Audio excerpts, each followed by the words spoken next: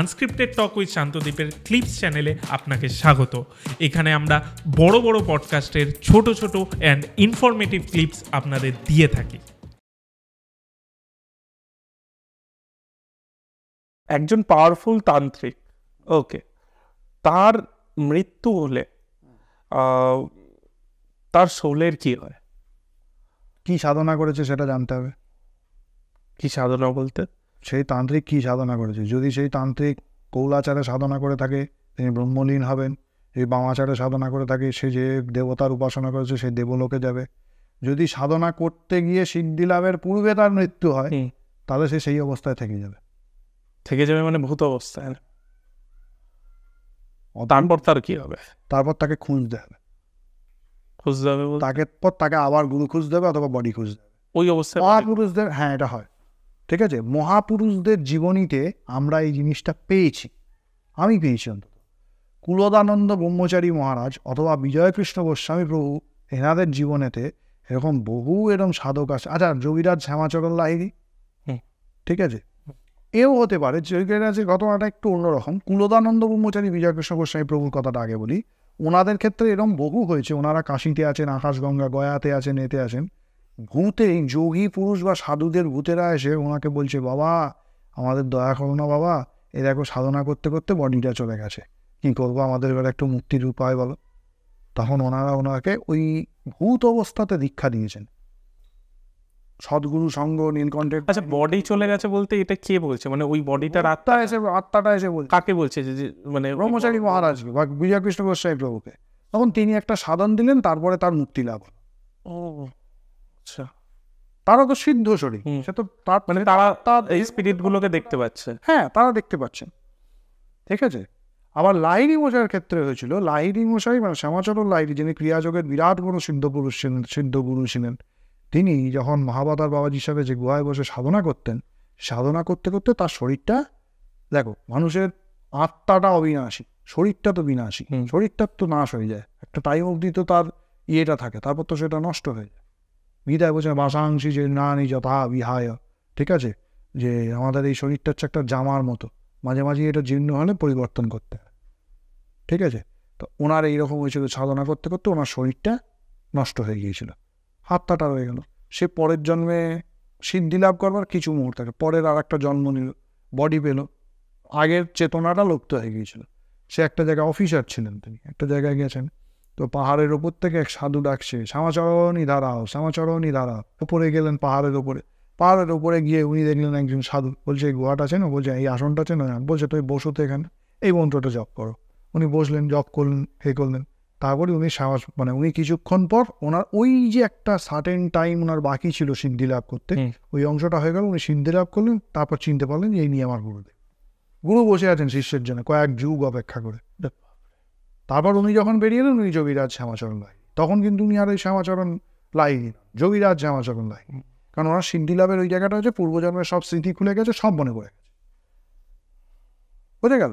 তাহলে পরের জন্মে এসে হতে পারে সর্বানন্দ ঠাকুর সর্বানন্দ তন্ত্র জগতের বিরাট বড় একজন, আমাদের গুরু পরম্পরার ঊর্ধ্বতন একজন, মানে সাক্ষাৎ শিবকল্প মহাপুরুষ।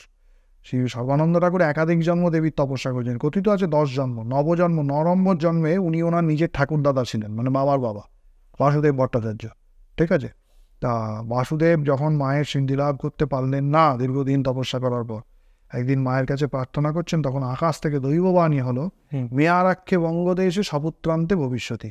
তুমি বাংলাদেশে, বর্ধমানে পূর্বস্থলীতে বাড়ি ছিল, হে বাসুদেব পরিবার নিয়ে তুমি বাংলাদেশে মেহার চলে যাও, চাঁদপুর জেলা, ঠিক আছে, ওইখানে গিয়ে বসতি করো। তুমি তোমার পুত্রের পুত্ররূপে জন্মগ্রহণ করে, অর্থাৎ নাতিরূপে জন্মগ্রহণ করে আমার দর্শন পাবে। আচ্ছা, তবে বাসুদেব তখন মেহারে গেলেন, মেহারে গিয়ে ওনার পুত্র হলো, তিনি মারা গেলেন। তারপর তার পুত্রের পুত্র হলো, তিনি হচ্ছেন সর্বানন্দ ঠাকুর। তিনি এই পুরো ঘটনাটা সাক্ষী ছিলেন, বাসুদেবের একজন শিষ্য বা চাকর ছিলেন পূর্ণানন্দ। এই পূর্ণানন্দজি পুরোটা ঘটনাটা জানতেন। তখন সে একটা বিশেষ সাধনায় ওনার গুরু এলেন, ওনাকে দীক্ষা দিলেন। দীক্ষা দেওয়ার পর বললেন সব সাধনা করতে হবে আজ রাত্রে। তা তিনি সব সাধনা করলেন। সব কোথায় পাবেন? পূর্ণানন্দ তখন ছোট, বেশি বড় নয়, কিন্তু নাতিকে সঙ্গে নাতির বয়সী।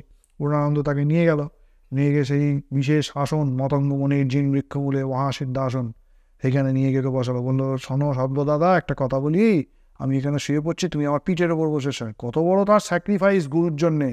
হ্যাঁ, উনি নাতিকে পিঠে বসালেন, পূর্ণানন্দজি সর্বানন্দ ঠাকুরকে পিঠে, বলা এই মন্ত্র তুমি জপ করো, তোমার গুরু দিয়েছে। আর যদি মা আসে, জগৎজননী যদি তোমায় দেখা দিতে আসে, তখন বলবে পুনা দাদাকে ডেকে দাও। আমি উঠে যদি তোমায় বলি যে তুমি মাকে দেখার জন্য চোখ খোলো, তখন তুমি চোখ খোলো, তার বাইরে দাদা খুলো না। ঠিক আছে, সর্বানন্দ ঠাকুর জপ করছেন। পূর্ণানন্দ কি করলেন যেন, একটা ছুরি দিয়ে নিজের গলাটা কেটে দিল। আচ্ছা, সব লাগবে তো, মৃতদেহ তার নিচের বডিতে পিঠের ওপরে বসিয়েছে, বসিয়ে ছুরি দিয়ে নিজের গলাটা কেটে নিল। এবার সর্বানন্দ ঠাকুর নিজেও জানে না যে ওর নিজে পূর্ণা দাদা ওর জন্য, মানে নিজের গুরু। পূর্ণানন্দের গুরু ছিলেন বাসুদেব ভট্টাচার্য, মানে সর্বানন্দের পূর্বজন্ম, ওনার নিজের ঠাকুর দাদা। নিজের গুরুর জন্য নিজের গলা কেটে তিনি আত্মত্যাগ করলেন। এই হচ্ছে শিষ্যের আত্মত্যাগ। আজকালকার দিনে যারা তন্ত্রপথে আসছে, পারবে নিজের গুরুর জন্য এই কাজ করতে? পারবে না। এবং সেই সর্বানন্দ ঠাকুরের সিন্ধিতে যখন মা আবির্ভূত হলেন, আদ্যাশক্তি মহামায়া যখন এলেন, তখন বললেন, মা গো, তুই পুনা দাদাকে ডেকে দাও। তখন বলে, পুনা তো মারা গেছে, মানে পূর্ণানন্দজি বলে, মারা গেছে? বলে, হ্যাঁ, তোমার তো সব সাধনায় সিদ্ধি লাভ করার কথা, ও মৃত হবে বলে তোমার জন্য আত্মত্যাগ করেছে। বললো, মা, আমি তো স্বরূপ দেখতে চাই না, ঠিক আছে, যদি আমার কোনো পুণ্য ফল থাকে, আমাকে যদি তুই কিছু বর দিতে চাস, আমার পুনা দাদাকে বাঁচিয়ে, আমাকে তোকে কিছু করতে হবে। তখন দেবী বললেন, ও তথাস্তু। পূর্ণানন্দ গুরুর জন্য এত কিছু চিন্তা করো, গুরু নিজের জন্য কিছু চাইছে না, নিজের চোখটা খুললে আদ্যাশক্তিকে দেখতে পাবে তাও চাইছে না, বলছে তুই আমার সব পুণ্যবল দিয়ে আমার শিষ্যকে বাঁচিয়ে। শিষ্যের গুরুর প্রতি কতটা করুণাগতি, আর গুরুর শিষ্যের প্রতি কতটা করুণা। এবং পূর্ণা দাদাকে উনি বাঁচিয়ে দিলেন। দুজনে বলে, দাদা সর্বদাদা চোখ খোলো। তখন উনি মহামায়াকে দর্শন করছেন। বলে, এবার বর নাও সর্বানন্দ। বলো, আমি তো বাবু কিছুই জানি না, আমার পূর্ণা দাদা যা বলেছে আমি তাই করেছি। বর যদি দেওয়ার হয়, তুই পূর্ণা দাদাকে। চিন্তা করো, মা এসে দাঁড়িয়েছে গুরুর সামনে, গুরু বলছে বর যদি দেওয়ার আমার শিষ্যকে দাও, কারণ এই শিষ্য আমি কোথাও পাবো না, এই শিষ্য আমি কোনো জায়গায় পাবো না। তখন বললেন, মা, আমার গুরুকে তুমি 10 জন্ম ঘুরিয়েছ, ঠিক আছে, তুমি তোমার সেই 10 মহাবিদ্যার রূপ আমাদেরকে 10 জন্মের, হ্যাঁ, এইবার তোমাকে পেনাল্টি দিতে হবে, এক জন্মেই 10 মহাবিদ্যার রূপ দেখাতে হবে। বললেন, তথাস্তু। বলে, দেবী ওই এক রাত্রিরে 10 মহাবিদ্যার রূপ দর্শন করলেন। বললেন, মা গো, আমি আমার জন্য কিছু চাই না, আমার সর্বদাদার এই সিদ্ধি মহামন্ত্রই যেন আমাদের এই সর্ববিদ্যার বংশের মহামন্ত্র হয়। এই মন্ত্র সাধন করলে যেন আমাদের এই শিষ্যগুলো সবাই সিদ্ধ হতে পারে, তোমার কৃপা লাভ করতে পারবেন। দেবী বলেন, তথাস্তু। ঠিক আছে, আর কি, আমার এই সর্বদাতা যেন বাকসিদ্ধ, এর আমাদের এই সিন্ধু ঘরানা যেন চিরকাল চলতে থাকে, ঠিক আছে। উনি বাকসিদ্ধ হলেন দেবীর কৃপা। সর্বানন্দ ঠাকুর এবং নিত্য পুত্রত্ব লাভ করেছিলেন, ঠিক আছে। আমাদের এই সর্ববিদ্যার যে সম্প্রদায়, যে ঘরানা, বিশাল শক্তিদার, আমাদের এই 10 মহাবিদ্যা সিন্ধু গুরুরা করে গেছেন, তিনি আত্মত্যাগ করেছেন তিনি, এবং সর্বানন্দ ঠাকুর যে তপস্যা করলেন 10 জন্ম ধরে, সেই তপস্যার ফল আমরা এখনো পাচ্ছি, ওই সিদ্ধ মন্ত্র। এবার তাহলে দেখো, পূর্বজন্ম, সে পূর্বজন্মেও সাধক ছিল, সাধনা বাকি ছিল, দেবী এসে তাকে দেখা দিলেন না, আদেশ করে গেলেন, তুমি নিজের নাতি হয়ে আবার জন্মাও। কর্মফল, ওই যে কিছু নিশ্চয়ই কর্ম ছিল, আমরা সেটা ধরতে পারবো না।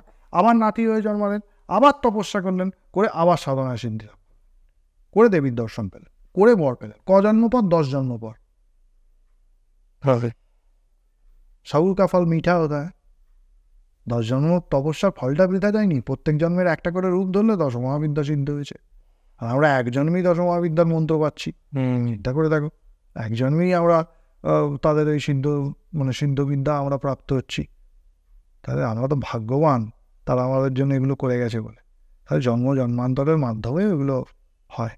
এরকমই বিভিন্ন আরও ক্লিপস পাওয়ার জন্য, আরও বিষয়ে জানার জন্য আমাদের এই চ্যানেল ইউটিএস ক্লিপসকে অবশ্যই সাবস্ক্রাইব করুন।